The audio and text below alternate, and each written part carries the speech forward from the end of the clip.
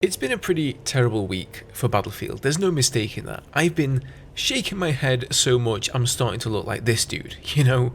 First the Season 1 delay, and then just yesterday the scoreboard being delayed until next month. And to cap it all off, the CEO of EA basically conveyed to us that Battlefield just doesn't really mean as much to EA as it once did. Now, I've been very vocal on these topics. I know a lot of you guys have as well, and I've always wanted to know what the DICE devs themselves think about all of this. You know, there must be at least some of them thinking, what the hell were DICE and EA management thinking with this game, right? But they can't really say what they think because they'd sort of be putting their jobs at stake. You know, their job is to give us hope and tell us how much they believe in the game, not to tell us what a shit show this is. So that's why I always find it interesting to hear from ex-DICE developers. They're not bound by anything, and some of them have had some very interesting things to say.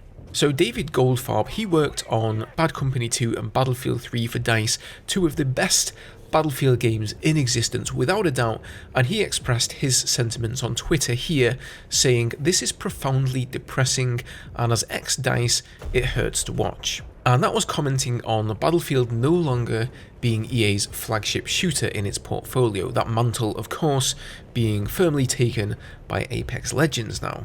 Next up we have Jacob, and he worked with DICE on, I believe, Battlefield 3 all the way through to Battlefield 1. So a lot of fantastic games there that he was a part of, and he says what sucks the most is that Battlefield 3 is right there. Just look at it carefully and copy it. The recipe was perfected in many aspects, just take that and keep improving on a technical level. And you know, I think that just echoes what many of us have been saying since Battlefield 2042 released. The reason we're all Battlefield fans is because Battlefield provides us with this very special formula that no other game can quite seem to get right. And as Jacob says, that formula or recipe was in many ways perfected in Battlefield 3. So why go and change what just simply worked? Now, of course, we're not saying just copy the game entirely. Of course, we want a new game with improved graphics, right, brought forward into the modern age. But if you're DICE and you're sat there thinking, oh, what kind of tone do we want to have for our game? Look at Battlefield 3. How should we design maps? Look at Battlefield's most loved maps. Sen Crossing, right? Grand Bazaar, Damavan Peak. A lot of the latter expansion maps in Battlefield 3 were good, propaganda from Battlefield 4, etc. If you want to know how to implement good vehicle mechanics, look no further than Battlefield 4. Those things should have remained as the foundation for DICE to build Battlefield 2042 upon, but they just destroyed that entire foundation and built it on mud instead. Also, don't be like this smartass here who commented on Jacob's post saying, Portal exists, they add more content and people stop treating it like a side attraction, you get exactly what you want. I'm honestly getting tired of this, Battlefield 3, it's in the game. You're a fucking idiot, Alex, and you obviously have no goddamn clue about what made Battlefield 3 special. As Jacob says here, there is more to BF3 than throwing in two maps under Battlefield 2042's core. You know, the core of 2042 is nothing like Battlefield 3. You know, I feel like I've been seeing this Alex guy leaving stupid replies all over Twitter recently, and I couldn't quite put my finger on it, you know, I couldn't quite remember where I saw him, and then I remembered it was in Ender's recent video. Don't be like this absolute clown that tried to compare No Man's Sky coming back to Battlefield as a game. It's completely incomparable and doesn't make any sense at all. And honestly, you know what I do? I block you for that. Get the fuck off my timeline. You're an idiot. Now, I would like to end today's video on a glimmer of light here.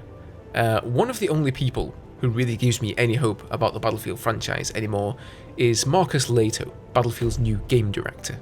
Carpo made a little post about the skin pack we'll all be receiving as a consolation prize for the delay of Season 1, and although none of us really care about skins, I do think this skin looks half decent. You know, it's a bit more, well, Battlefield, plus now we don't have to look at McKay's stupid face anymore, so that's a bonus.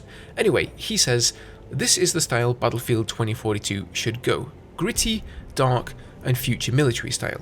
And Marcus actually replied to this saying, it's a step in the right direction.